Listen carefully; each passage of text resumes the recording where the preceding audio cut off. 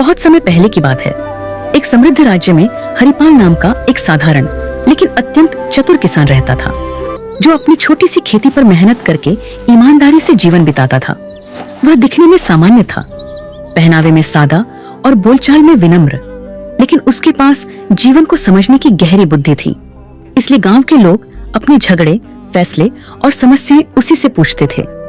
उसी राज्य के राजा वीरसेन न्यायप्रिय और विद्वान थे, पर उनके मन में एक चिंता थी कि आजकल लोग केवल किताबों का ज्ञान दिखाते हैं, जबकि सच्ची बुद्धि बहुत कम लोगों में होती है।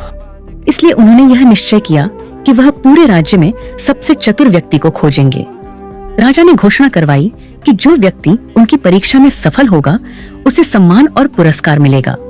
बड़े बड़े विद्वान, व्यापारी और चालाक लोग राजधानी पहुंचे, पर हरिपाल शुरू में नहीं गया, क्योंकि उसे न इनाम का लालच था और न दरबार की चाह। लेकिन गांव वालों के आग्रह पर वह साधारण वस्त्र पहनकर राजा के सामने उपस्थित हुआ। राजा ने पहली परीक्षा में एक पत्थर और लकड़ी का टुकड़ा दिखाकर पूछा कि इनमें से अधिक उपयोगी क्या है। अधिकतर लोगों ने तुरंत उत्तर दिया, पर हरिपाल ने कहा कि उपयोग वस्तु में नहीं, परिस्थिति में होता है। यह उत्तर सुनकर राजा प्रभावित हुए।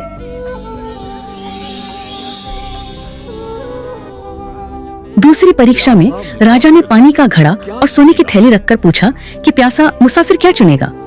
जहाँ लोग धन की ओर झुके, वहीं हरिपाल ने कहा, महाराज, जीवन रहेगा तभी धन काम आएगा। और राजा और प्रसन्न हो गए। अब तीसरी और सबसे कठिन परीक्षा आई। राजा ने आदेश दिया कि सभी लोगों को एक रात महल के बगीचे में रहना होगा और सुबह तक ऐसा फल लाना होगा जो न जमीन पर गिरा हो और न ही बहुत ऊंचाई पर हो।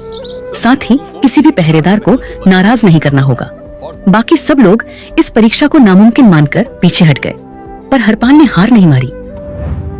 रात भर सोचने के बाद हरिपाल को समझ आया कि राजा ने यह नहीं कहा था कि फल केवल पेड़ से ही तोड़ा जाए, बल्कि यह कहा था कि फल न तो जमीन पर गिरा हो और न ही बहुत ऊंचाई पर हो।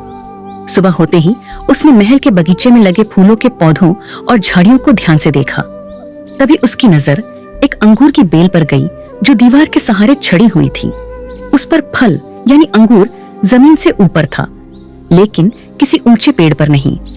हरिपाल ने पहरेदारों से विनम्रता से पूछा कि क्या वह उस बेल के पास जा सकता है, क्योंकि वह राजा की आज्ञा का पालन कर रहा है। उसकी शांति, नम्रता और सच्चाई देखकर पहरेदारों ने उसे रोकने के बजाय रास्ता दे दिया। हरिपाल ने बिना किसी नियम को तोड़े बेल से फल तोड़ा और दरबार में ले आया। जब राजा ने उससे पूछा कि उसने यह कैसे किया, तो हरिपाल ने हाथ जोड़कर कहा कि सच्ची बुद्धि कठिन रास्ता चुनने में नहीं, बल्कि नियमों को समझकर सही और सरल मार्ग ढूंढने में होती है। यह सुनकर राजा वीरसेन अत्यंत प्रसन्न हुए और उन्होंने घोषणा की कि हरिपाल ही सच्चा चतुर है, क्योंकि उसने ज्ञान, धैर्य और व्यवहार तीनों का संतुलन दिखाया है। राजा ने उसे सोने का पुरस्कार दिया, लेकिन हरिपाल ने उतना ही सोना लिया जितना गांव में कुआं बनवाने के लिए आवश्यक था, और बाकी लौटा दिया। यह देखकर राजा ने कहा कि जो बुद्धि दूसरों के भले के लिए काम आए, वही सबसे बड़ी बुद्धि होती है। हरिपाल सम्मान के साथ अपने गांव लौट आया और पहले की तरह सादगी से जीवन जीने लगा।